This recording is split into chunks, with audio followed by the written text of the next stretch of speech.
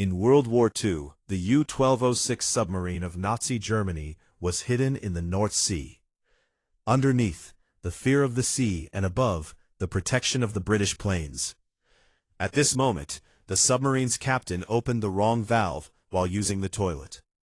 In a few seconds, the seawater filled into the vessel and went into the batteries, and chlorine gas started to form. The submarine had to be brought to the surface, where the British Navy and Air Force were heavily guarded. As soon as they saw the submarine, they destroyed it and captured all the crew members. At a depth of 200 meters below sea level, there is no room for any mistake for the submarines. Even a small mistake can be a message of death. It is said that the real enemy of the submariners is none other than their own mind. Their world is just a steel tube that is hiding hundreds of meters below the sea. Above, the burden of water. Below, the silence of death. And in the middle, humans.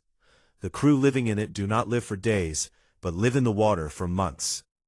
In 2024, HMS Vengeance made a new record by staying in the sea for a total of 201 days. But here the question arises, how do submariners stay in the depths of the sea for more than 7 months? How is food, water, and above all, the lack of oxygen fulfilled? What is done about the toilet and other waste in the depths of the sea? And if something goes wrong, like what happened to U-1206, what options do they have? Welcome back to Money Basics videos. Viewers often think of a submarine as a luxury vessel, where everything in comfort is present. But in reality, being cut off from the rest of the world at the depth of the sea is a big challenge in itself. Then why not be present in a 5-star suite? In reality, a submarine is no less than a coffin. It is like a narrow tube, whose job is to hide in the depths of the sea. The place inside is so narrow that 2 people can hardly walk in one place. We are talking about Navy submarines, which look quite big, but it also has an engine, several months' worth of luggage, and surprisingly, more than 130 crew members. For comparison, where a prisoner has up to 80 square feet in a normal prison cell, a crew member in the submarine can only enjoy a space of up to 20 square feet. So, if it is said that the submariners do not go on a mission, but go into a 6 to 7 month prison, then this will not be wrong either. There is no concept of privacy here. Every person's private space is only up to his shoulders. Every time someone's shoulder is bumping into each other. And this is where the first challenge of the submariners begins. Claustrophobia. This is a condition in which a person gets scared in tight spaces. There are panic attacks, and the heart beats faster. The brain does not work properly, and the decisions taken in this condition are often proved wrong. Claustrophobia is carefully observed in the process of Navy selection. If there are even slight effects, the candidate is rejected. The first challenge of submarine life is your sleep. If you have your own private bed to sleep on, you are lucky. Because there is no such thing as a private bed in the submariners. They are tight like bunk coffins on top of each other, in which a person can only lie down, not even sit. Lying on a submarine bed is no less than sleeping in a grave. There are 135 crew members in submarines like USS Missouri, while the beds are only 94. This means that different sailors share one bed. There is a system here called hot bunking. When a sailor gets up for his duty, someone else's duty ends at the same time, and he gets into the same hot bed. That is, the bed is never cold here. Imagine that even sleep is not yours here. It is part of the shift system. Submarines have no concept of day and night, because it is hundreds of meters below the sea, where there is no chance of sunlight. This is why a person's sleeping cycle is completely different from a natural sleep cycle. Here, everyone has to make an artificial sleep cycle. Now you must be thinking that if so many people are locked in one place for so long, where do they get food?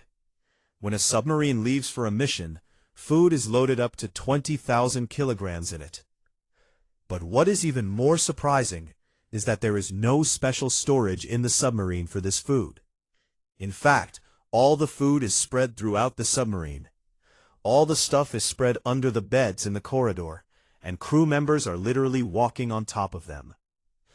Fresh fruits, vegetables, and milk products are available for a few days in the beginning. They have to be consumed in the early weeks. After that, the whole cruise spends on canned and frozen food. But food is the best concept on submarines, because food is the only thing that keeps the crew's morale up hundreds of meters below. If the food in the submarine gets boring, the depression can increase. That's why there are ice cream machines on some long missions, and sometimes steak nights. There are proper kitchens and chefs here, but all the cooking to keep the accidents less is done in electric stoves and ovens. And the most special thing is that normally 3 meals are eaten in a day, but there are a total of 4 meals in submarines: breakfast, lunch, dinner, and finally mid-rats. This mid-rat meal is served after midnight. The reason for this is that the atmosphere inside the submarine is extremely stressful. Because of this, the crew member's body burns more calories than a normal person. An extra meal is added to save them from fatigue, and secondly, the shift that takes place at night, the mid-rat meal, is the only source of energy for them. And now comes the most amazing part. There is no window hundreds of meters below the surface of the ocean. If you open it, fresh air comes in. It is literally a sealed metal tube. So where does fresh oxygen come from for the submariners? It is also risky to keep oxygen cylinders in the submarine for so long, because oxygen is a flammable gas. That is why an amazing system of electrolysis is installed in the submarine. The salty water of the sea is broken, and oxygen is separated from it. And the remaining hydrogen gas is wasted. Every person uses 600 liters of oxygen every day. If there are 130 crew members, the system in the submarine has to produce 78,000 liters of oxygen every day. This is exactly an underwater space station system. If the system fails, the crew members feel short of breath in a few minutes. But just producing oxygen in the submarine is not enough for the crew's life. When a person breathes, he also releases carbon dioxide. Now, if oxygen is being produced from one side, which is also being consumed, and carbon dioxide gas is also being produced, which is not being consumed by anyone, then there is an imbalance in the air. Carbon dioxide gas is more than 10%. If it is more than 10%, then it is not safe at all. That's why modern submarines have carbon dioxide scrubbers. The submarine's air is passed through a tower, in which a liquid called amine is sprayed. This chemical absorbs only carbon dioxide from the air. But if this system fails, then in the event of an emergency, soda lime or lithium hydroxide canisters are kept in place. When the air passes through these canisters, the chemical reacts with carbon dioxide and turns it into solid carbonate. This is only for emergencies, because once the canister is filled, it becomes garbage, and then disposing of it becomes a new problem. In submarines, from cooking to taking a shower, and from laundry to drinking water, fresh water is very important. But the water in which it is floating is all salty water. This water is filtered through distillation or reverse osmosis. In nuclear submarines, because there's no lack of energy, the method of distillation is used. While in modern submarines, high-tech filters are installed, which separate salt from seawater and prepare fresh water. Water can be made here, but there are strict rules to use it. Here, no one gets 15 minutes to take a shower. In fact, a submariner has to take a shower for only 60 seconds. Despite being in the middle of the sea, a submariner yearns for a drop of water. Removing garbage in a submarine is also a big tactical challenge. The submarine is under so much pressure of water that even if there's a hole, the seawater will come in like a flood, just like what happened with U-1206.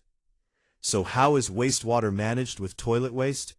Toilet waste is first stored in a sanitary tank. When this tank is full, this waste is disposed in the sea using extremely powerful pumps. These pumps apply more pressure than the pressure of the sea. During this time, it is very necessary for the valves to open in the correct sequence. If the outer valve opens first and the inner valve later, then the seawater can blast into the submarine. When it comes to solid trash, it is compacted and packed in steel containers, and sometimes it is launched out through a torpedo. The rest of the work is handled by machines. But what about humans? It is said that the biggest enemy of humans is their own mind. Without sunlight for months, without family contact, the same smell, the same walls, and the same faces. Crew members can be a victim of depression, anxiety, and claustrophobia. Even a small argument in the submarine can be very dangerous. Therefore, to make a pattern of day and night here, the color of the day's lights in the submarine is like natural light, and the lights turn red at night so that the mind gets a signal that it is night now. But whatever it is, the crew has to decide life and death in this condition. In October 1944, a torpedo missile was fired by a submarine named USS Tang. But due to a small mistake in the calculation, that torpedo was fired, but it turned around and hit the same submarine that had fired it. U-1206 toilet incident, or USS Tang's own torpedo. These incidents tell us that the life of a submarine is not just fighting the enemy, but every moment it has to fight its own mind, its own machine, and that silent sea where the punishment for the mistake is only death. I hope you will like and share this video of Money Basics. Thank you very much for your loving comments. See you in the next video.